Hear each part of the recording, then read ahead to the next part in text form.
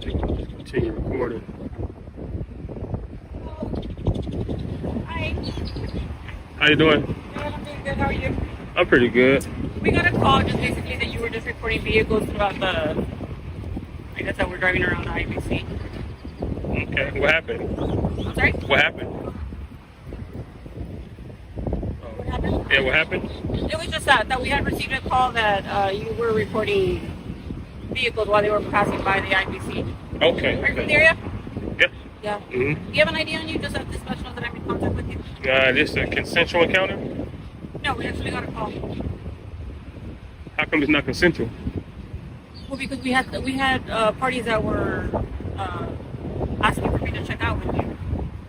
Is there a crime being broken? No, there isn't. So it's consensual then, right? Bodycam footage begins as officers approach a man standing near a bank area after receiving a call about a suspicious person recording vehicles. The initial interaction is calm, with greetings exchanged and basic questions about his presence. Officers explain they were dispatched based on a report, while the individual remains cooperative but cautious. The tone is neutral, but quickly shifts toward legal questioning about whether the encounter is consensual or investigative. Early tension forms as both sides begin defining authority and purpose. It begins.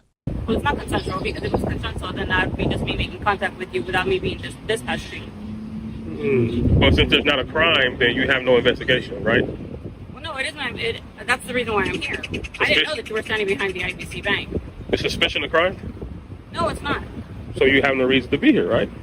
No, I do. I'm advising you that I got a call. Oh, okay. So I think what you would do is make contact with them then. No, because I don't know. Oh.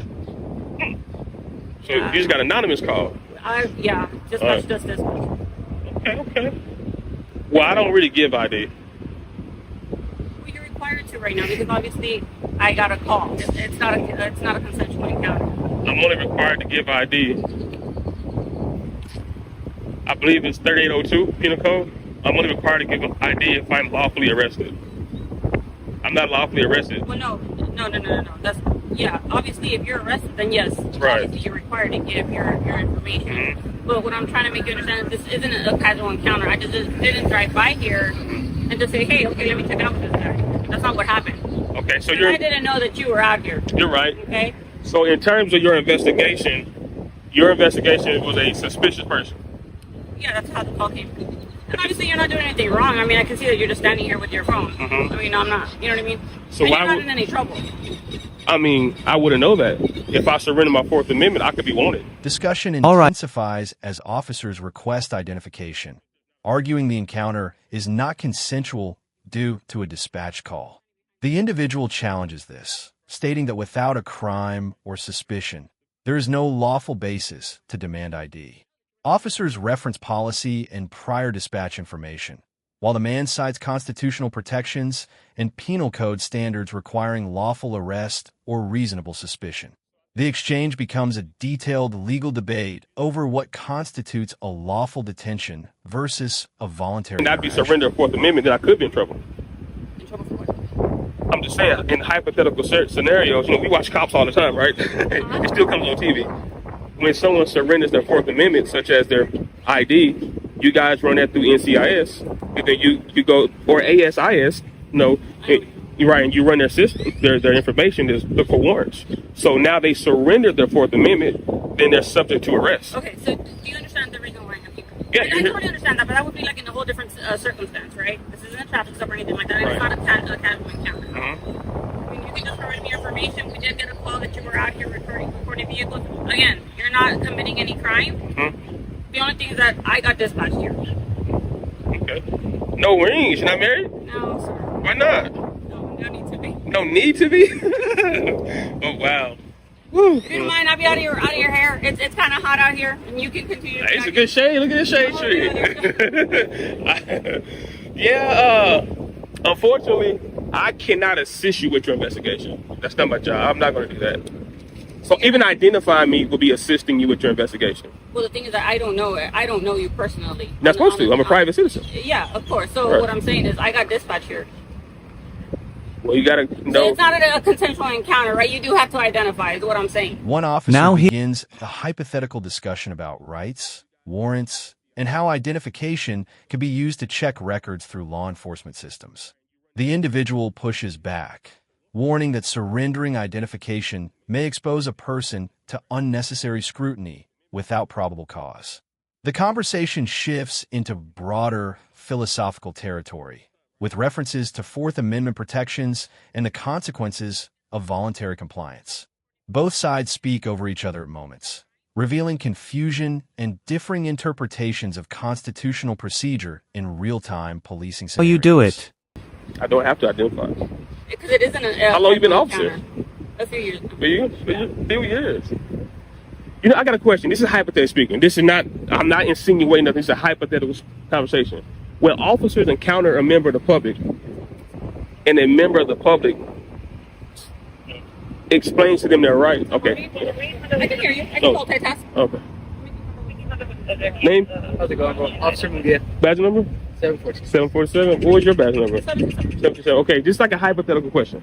I'm not insinuating nothing, but when officers encounter a member of the public, and the member of the public state their rights or penal code, why do officers never think that they're police? Is it because there's a code of conduct that says if you're a police, you wouldn't do this? If you're a police, you wouldn't be out here with a camera doing what you're doing. Is that like an internal thought process? I have no idea what you're talking about. I don't even know. Wow. So no one. So when I rewind this and play this, you're saying I gave an incomplete sentence? That's not what I'm saying, sir. Well, then why don't you know what I'm talking about? So right now we're obviously you're going off topic, right? I'm supposed to, because you have no reason to be here. I do. I just explained that to you. We got a phone call, Mm-hmm. right? Mm-hmm. It's just somebody concerned. That's all it is, right? And now you're here. And now I'm here. So it's not a consensual encounter, like I mentioned. I just didn't drive by here and decide to talk to you. Midway through the encounter, the tone briefly shifts as casual humor and small talk interrupt the legal tension. However, the discussion quickly returns to authority, with officers insisting they're responding to a citizen call and therefore maintaining lawful presence. The individual argues that no crime is being investigated and that mere suspicion does not justify compulsory identification. Disagreement emerges between officers themselves about policy clarity, adding to the confusion. The scene highlights how informal moments contrast with serious constitutional disagreements. Them out cold. You did. I didn't. I actually got here. So It's a little too hot for us to just roll by and talk to people. we just came into shift anyway. So Well, the reason I say you did is because no one gave you a citation of a law being broken or a policy being broken. Therefore, for you to drive past and observe, you observe the suspicious person, which is me. You see no crime. You was given no crime. no. And you observe the suspicious person, which is me. And since you observed the suspicious person, Yeah, I got you. No, hey, y'all body cameras rolling? yeah. Okay. Like she just finished explaining to you, we just got a call, right? You know, so whenever we get a call, you know, you're matching description, we just, you know, come say what's up, right? Make sure you're good. You know what I mean? But listen, I want to have a lower level conversation real quick. This is my hypothetical question. Why is it that when officers are called to the scene, even if it's not a crime, like what I'm doing right now, why is it that when you engage with a member of the public, when the member of the public state their rights, and if I state penal code, if I state case law, why is it that police officers never think, is he a police officer? It's almost like you guys just be like, he's not a lawyer, he's not a police officer, whatever he's saying. Conversation escalates into deeper questioning about officer mindset, credibility, and how police interpret citizens who cite legal knowledge. The individual suggests that officers dismiss legal arguments instead of considering them seriously. Officers respond that they are acting on a call for service and matching descriptions. The exchange becomes more confrontational but still controlled, focusing on reasonable suspicion and dispatch-based justification. Both sides maintain their positions, with increasing frustration over differing interpretations of authority and constitutional He's rights. exposing. Why is it that type of like posture? Yeah. No, I mean, we listen to people, right? It's a part of our job, you know, every single day. When people are right, people are right. I tell them, okay, you're right. You know what I mean? Okay, now watch this. Is this a consensual encounter? No, it's not. Okay, Just because it's a call for service. right, because it's a call for service. Yeah. But when it's a call for service, you guys are here to enforce the law. Not necessarily. Then what else do you enforce? So like reasonable suspicion, right? What's reasonable? Reasonable? That's articulable reason It's just suspicion. what a reasonable person would believe. You know what I mean? Is that a penal code reason? It's in the penal code. It says articulable suspicion that a crime is being committed or about to be committed. I don't know the definition textbook off of my head, right? But reasonable suspicion, probable cause, they're all different levels. Right. But like I said, call for service, usually just reasonable suspicion. You know what I mean? It's not a probable cause, right? Like it's Right. not a probable cause. So that's no probable cause for me to ID. But that's not what she's saying. We're still here because she's saying I have to ID. Oh, that's my call, right? No. Officer in charge here. She's officer in charge, Yeah. but you still have a duty to correct any erroneous mistakes. Yeah. So right, so I don't see any mistakes going on here. Right? you just said I don't have to ID. I just told you she said I have to. Now you say you don't see a mistake. Well, that's her call. Maybe she sees something that I don't. I don't know what to call you. Yeah. How you doing? You're gonna be good if we leave. Yeah. Look, like I mentioned before, you're not committing a crime, right? And Right. you're obviously aware of that, right? Right. You obviously got concerned citizens. You're reporting, right? But no, So- you're nice. But my thing is this: when a member of the public engages with law enforcement, we should be able to give our understanding also in such a way to you guys shouldn't be in a hurry to leave. Core legal debate centers on whether officers can compel identification during a call for service without clear criminal suspicion.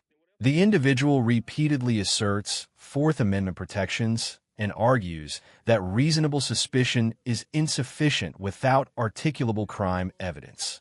Officers maintain that dispatch calls and matching descriptions justify engagement. The disagreement highlights different interpretations of consensual encounter versus detention. Tension rises as both sides assert legal correctness, emphasizing the complexity of field-level constitutional enforcement in Just a real call. time. Because if there was a real investigation, if I was breaking the law, Yeah. you guys would take your time to detail a police report. What they call them? Witnesses. You guys would take your time to get a full report. Sometimes our hands are limited, right? Like I mentioned earlier, it was just a concerned citizen, so we don't have any information to go based on. Right. I know that, but I'm saying, like, since you don't have that, We don't, and so the call came out. Mhm. I'm matching your description. You're obviously holding a camera, you're Right. recording, so that's all we have. That's all we have to work on right now. So that's why I'm making contact with you right now. But for future reference, I just want you to know that that is not enough to ID someone. Okay. And I think you know that. I think you probably got to update it. It just I think it makes it easier, right? And like I mentioned, you're not in any trouble, like you had mentioned. Mhm. I'm trying to make contact with you. Right. At the end of the day, I'm doing my job. No, you are. But see, Right. part of your job is to enforce accurate law. If you're misinterpreting the law, now you're violating someone's rights unknowingly. You can do it knowingly or unknowingly. Like this gentleman, when you went to the car, he said, I did not have to ID. Now, that's counterproductive to what you said. So then when I told the gentleman, well, tell her that, then he said, well, it's not my stop. See, now we have a difference of understanding here. We got two law officers saying two different things. That is a problem. You should be on the same page. And then he said he doesn't know the exact penal code verbiage, articulable suspicion. That's another bad thing because you have to know that. Final segment shows resolution without arrest, as officers prepare to leave after confirming no crime occurred. The individual continues explaining perceived legal errors and inconsistencies in the officer's approach, particularly around identification requirements. Officers maintain that the interaction was based solely on a citizen call and matching description. The encounter ends peacefully but leaves unresolved disagreement about constitutional boundaries, lawful detention standards, and police-citizen interactions in public spaces. The footage closes emphasizing ongoing debate about rights awareness and enforcement practice.